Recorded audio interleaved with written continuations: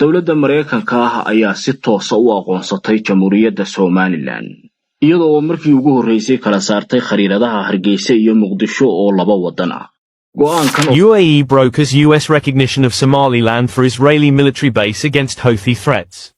A terror attack in Boulder, Colorado has underscored the extreme dangers posed to our country by the entry of media horta rakaabkumadii Soomaaliya ee Somaliland ku haysay waa meesha ka baxday alxamdulillah rabbil caalamiin.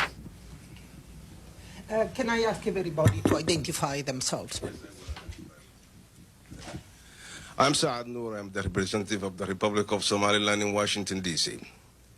I was not here at the beginning, so I cannot come. Xukuumadda Jamhuuriyadda Somaliland ayaa sheegtay inay qorsheynayaan in dalka horraanta sanadkan 2026 laga bilaabo Shidalka ay wadaan laba shirkadood oo caalami ah oo laga leeyahay UK iyo Imaaraadka Carabta. Assalaamu calaykum wa rahmatullahi wa barakaatuh. Dhamaan ummadda Islaamka meel kasta joogtaan aad baad u mahadsantihiin waayo waa walaalkiin Jamaal channelkaygu hadduna subscribe ku hayn subscribe like share comment intaba adigaan kugu leeyahay fikradaagana hoosta igula soo wadaag aad iyo aad maanta waxaan idin hayaa arrimihii Somaliland aqoonsiga wax badan baa ka soo kordhay mid kale Somaliland warqad beesha caalamka u dirtay inaan aqoonsigayga waan kala noqday Soomaaliya notolota bariga hore maxaa taa u garan weyn waa xaalad kale aad iyo aad harinkeedina meel dhaxu maraya wali warkamay soo bixin dhinacii qaramada midoobay warar cusub baa idiga hayaa aad iyo aad dhinacii Somaliland Shidalka Somaliland waxay idinaga hayaa dawlado badan oo Imaaraadkii oo kamid yihiin oo bishan amba 2026 bilowgiisa in la bilaababa in Shidalkii la qodo oo laga soo saaro halkaayada Somaliland guulo badan ay ku talaabsatay bal soo dhawaada han soo daawana fiidiyowga waxaan leeyahay aad baad u mahadsantihiin. dawladda Mareykanka ayaa si toos ah u aqoonsatay Jamhuuriyadda Somaliland iyadoo markii ugu horeysay kala saartay khariiradaha Hargeysa iyo Muqdisho oo laba wadan ah.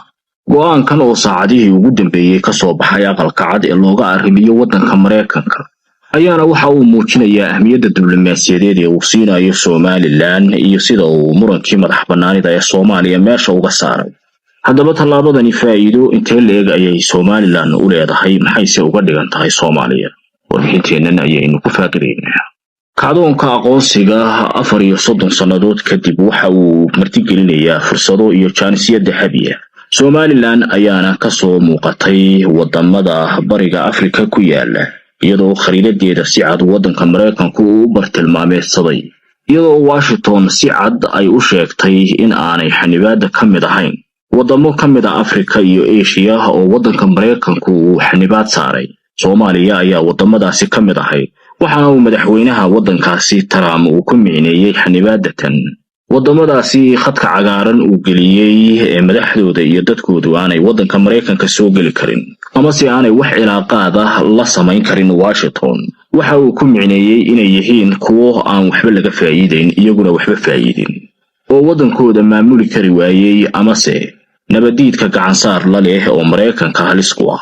Somaliland ayaa si aqalka cadi khariiradan ka soo baxday ay gabi ahaanba ka bari yeeshay arrintaasi waxaana ay ku jirtaa wadamada Somaliland baasaboorkeeda loogu safri karo wadanka Mareykanka sidoo kalena tani waxa ay u gogol xaaraysaa ama se wadada u banaynaysaa cilaaqaadka diblomaasiyadeed ee Washington iyo Hargeysa u dhaxeeya iyo kacdoonka aqoonsiga ee wadanka Mareykanku caalamka u sido. lawareedyo diblomaasiyadeed oo ay warbaahinta xogaal heshay ayaana sheegaya in wada hadal uu u socdo jawigiisu hooseeya madaxtooyada Somaliland iyo Washington kuwaasi oo haatan meel gebageba ah ku dhow waxaana wada hadalladaasi lagu lafagurayaa sidii labada dhinac ay uga shaqayn lahaayeen ama se isaga kaashan lahaayeen diblomaasiyadda iyo arrimaha ka dhaxeeya oo ay laba danood leeyihiin Mareykanka iyo Somaliland. ujeedka ugu weyn ee Jamhuuriyadda Somaliland leedahayna waa inay aqoonsi caalami ah hesho 34 sannadood kadib kaasi oo uu wadanka Mareykanku caalamka u siday sanadihii ugu dambeeyay. haatan sayla wareedyada ayaa waxa ay sheegayaan inay gaadhay kama dambaystii iyo xilligii uu ku dhawaaqi lahaa aqoonsi dhammaystiran. tallaabooyinkan aqalka cadi uu qaadayna waxa ay gogol xaar u yihiin dhawaaqa ka soo baxaya Washington ee Hargeysa ka farxinaya sidoo kalena dhiila gelinaya Muqdisho oo ku muransan madax bannaanida Jamhuuriyadda Somaliland in ka badan 34 sannadood. tallaabada tan uu Trump qaaday ayaa Somaliland waxa ay uga dhigan tahay guul taariikhi ah oo diblomaasiyadeed oo ay markii ugu horeysay ka gaadhay geeska Afrika iyadoo wadamadii la aqoonsanaa xanibaad la saaray khadka cagaaranna la geliyay in ay Somaliland tahay waddan nabadgelyo ah oo adduunka ku xidhnaan kara Soomaaliya halka ay uga dhigan tahay taariikh madow oo sooyaalkeeda geli doonta iyo xujo weyn oo hortaala filla Soomaaliya meesha ay darajadeedu gaarsiisan tahay iyadoo ay haatan madaxda waddankaasi isku haystaan kursiga teendhada hoostiisa yaala oo caalamku haatan uu si weyn uga daalay taageerooyinkii uu siin jiray Soomaaliya fursadan dahabiga ah ayaa Somaliland haddii ay ka faa'iideysato ay ku heli karaysaa aqoonsi caalami ah sidii madaxweyne Cabdiraxmaan Maxamed Cabdullaahi Cirro uu sheegay sanadkan aynu ku guda jirnay 2025 markasta channelkayga waxaad galan socon doontaa waxyaabo aad ku xiiso geliya markastana indhaha ku hay subscribe iyo all la ka dhigo aad iyo aad like tanadaan kugu leeyahay waad maadsan tahay balaan soo daawano furooyo cajiiba ayaa idin hayaa Can I ask everybody to identify themselves? I'm Saad Noor. I'm the representative of the Republic of Somaliland in Washington, D.C. I was not here at the beginning, so I cannot comment much on what Ambassador Sheen and Mr. Professor Mankos said about this particular issue. But I would like to bring to the attention of this distinguished body that there is another matter which is equally important. When we talk about Somalia, we are lumping together all the Somalis or all the Somali-speaking individuals in the Horn of Africa. And then somebody will say, we have to do something about Somalia. There is a Somalia and there is a Somaliland, for example.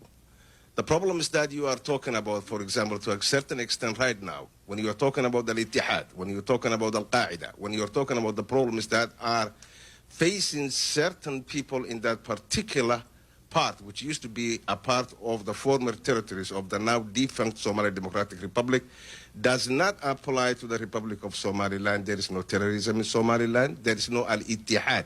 Yes, Professor Menkos, there is a government in Hargeisa. There are people who collect the trash. There is police. There are armed forces. There is a democratically elected president. There is a parliament. There is a flag. And there is a currency. So when we are talking about those kinds of things, we have to keep that in mind because lumping together every Somali in the Horn of Africa is not going to solve the problem. And I do believe it's about time, and it will be very useful and very prudent, especially for the government of the United States of America and in the international community in general, to actually come up with a policy that deals with the reality in the ground. Thank you very much. xukuumadda jamhuuriyadda Somaliland ayaa sheegtay inay qorsheynayaan in dalka horaanta sanadkan 2026 laga bilaabo shidaal qodis ay wadaan laba shirkadood oo caalami ah oo laga leeyahay UK iyo Imaaraadka Carabta. Wasiirka wasaaradda macdanta iyo tamarta Somaliland Injineer Axmed Jaamac Barre ayaa sheegay in la sameeyay sahano iyo baadhis rajo fiican leh oo xaqiijinaya in Somaliland uu ku jiro shidaal waxaanu xusay in la xoojinayo nidaamka sharciyada batroolka heshiiska qaab wadaagga wax soo saarka iyo siyaasadaha taageeraya hawlgallada shidalka.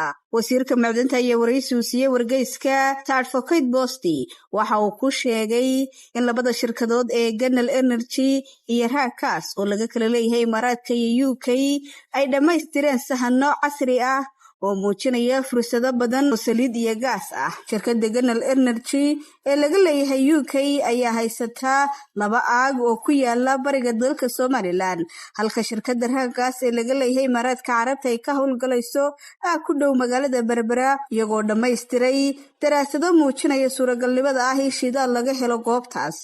wasiirku waxa uu sheegay in shirkadaha shidaalka qodaya ay ku booriyeen in howlgalka qodista ay bilaabaan horaanta sanadkan fooda inagu soo haya ee 2026. Terror attack in Boulder, Colorado has underscored the extreme dangers posed to our country by the entry of foreign nationals who are not properly vetted, as well as those who come here as temporary visitors and overstay their visas. We don't want them. That is why today I am signing a new executive order placing travel restrictions on countries including Yemen, Somalia, Haiti, Libya, and numerous others. We will not allow people to enter our country who wish to do us harm, and nothing will stop us from keeping America safe. Thank you very much. UAE brokers US recognition of Somaliland for Israeli military base against Houthi threats. A strategic shift in the Horn of Africa, how US recognition of Somaliland could reshape regional alliances, impact the Yemen war, and counter China's influence. In a surprising move, US President-elect Donald Trump is preparing to officially recognize Somaliland as an independent state, according to a report published by The Cradle. This unprecedented decision, revealed by former British Defence Secretary Gavin Williamson and reported by media outlets such as Samava, could reshape the geopolitical landscape of the Horn of Africa and the maritime routes in West Asia. Somaliland is located near the Arabian Peninsula, and Western recognition of it would provide a new strategic foothold in the war against Yemen, especially after Sana'a imposed a blockade on ships bound for Israel since October 2023. However, this move could strain US relations with key regional allies such as Egypt and Turkey, both of which have strong ties with Somalia. A long-standing quest for recognition. Somaliland declared independence from Somalia in 1991 but has not yet received official recognition from any country. Nevertheless, it has managed to build a distinct political and economic identity, housing one-third of Somalia's population and covering an area equivalent to the US state of Florida. Unlike its war-torn neighbor Somalia, Somaliland enjoys relative stability, despite some armed clashes in its eastern region since 2023. The region holds a strategic location near the Gulf of Aden, serving as a crucial passage for ships heading to the Suez Canal and Yemen. Since the start of the war in Yemen in 2014, the UAE has sought to expand its influence in the Horn of Africa to counter the Sana'a government. In 2016, the UAE signed a $442 million deal to build a port in the Somaliland city of Berbera, which is only 260 kilometers from Yemen's Aden. A year later, the port was expanded to include a naval and airbase, which has been used since 2018 for launching strikes inside Yemen. The military expansion in the port continues, with new aircraft hangars under construction. Towards a possible normalization with Israel, the UAE is currently working to secure an agreement between Somaliland and Israel. Since 2010, Israel has been one of the few countries to establish diplomatic ties with Somaliland, despite not officially recognizing it. Israeli interest in the region has increased after Yemen began directly targeting Israel in response to ongoing massacres in Gaza. Israel already maintains joint intelligence and military cooperation with the UAE on the occupied Yemeni island of Socotra. According to reports, the UAE brokered deal includes the establishment of an Israeli military base in Somaliland in exchange for its recognition as an independent state. This military presence would allow Tel Aviv to directly respond to Yemeni attacks instead of relying on Western nations to do so. U.S. military presence in the Horn of Africa. Historically, the United States has played a significant military role in the Horn of Africa. In 1993, U.S. forces invaded Somalia's capital, Mogadishu, in an attempt to overthrow the government. However, the battle, which saw the bodies of American soldiers dragged through the streets, was described by PBS as the deadliest battle for the U.S. military since Vietnam. A few months later, Washington completely withdrew its troops. The U.S. military returned to Somalia in 2007 with naval operations against pirates and airstrikes against the Somali militant group Al-Shabaab. Despite these efforts, attacks on U.S. forces continued. In 2021, Trump decided to withdraw American troops from Somalia, but Biden redeployed 500 U.S. soldiers in 2022. Despite U.S. military aid, the Somali army has failed to achieve significant gains against Al-Shabaab. In 2024, Puntland declared independence from Somalia, while the Jubaland region witnessed violent clashes that resulted in 600 Somali soldiers surrendering to Kenya. Countering Chinese influence in the Horn of Africa. China's growing presence in the region has become a concern for Washington. Since 2017, China has operated its largest overseas military base in Djibouti, a neighboring country to Somaliland. Djibouti has shifted from being a Western stronghold to becoming a close partner of Beijing, supporting China on issues like Hong Kong and allowing Iranian ships to use its ports. Washington sees the recognition of Somaliland as a tool to counter China's influence, a strategy mentioned in the Project 2025 report, which outlines Trump's upcoming policies. The report advocates recognizing Somaliland as a means to strengthen U.S. influence against China in Djibouti. Potential risks to US regional relations. However, recognizing Somaliland could have significant consequences for US relations in the region. Egypt, a key US ally, has strong ties with Somalia due to its concerns over Ethiopia's Grand Renaissance Dam. In response to Ethiopia's agreement with Somaliland over the Berbera port, Egypt signed a defense pact with Mogadishu. qaabkan aan arkay media si baa loo wareejinayo horta rakaabnimadii Soomaaliya iyo Somaliland ku haysay waa meesha ka baxday alxamdulillah rabbil caalamiin qadiyada Somaliland iyo Soomaaliya yeena isku mid ahayn ilkii dhulku isu jiraan ay isu jiraan Mareykanku waa wadamada aad uga dhirsay weeye reer Somaliland waxa la imaamkan aad loo wareejiyo Soomaaliyana qabal baasba u dimay hadigu dinto rakaabnimadu waa idin kaligiin haddii aad ilaa dhammaadkii ila joogtay aad baad u mahadsan tahay qalbi furan qol furan iyo qaar kale badan markasta ku soo dhawo channelkayga like to subscribe ta iga loobin aad baad u mahadsan tahay qalbiga ka ogsooni waxaan ku leeyahay markasta aad baad u mahadsan tahay thank you so much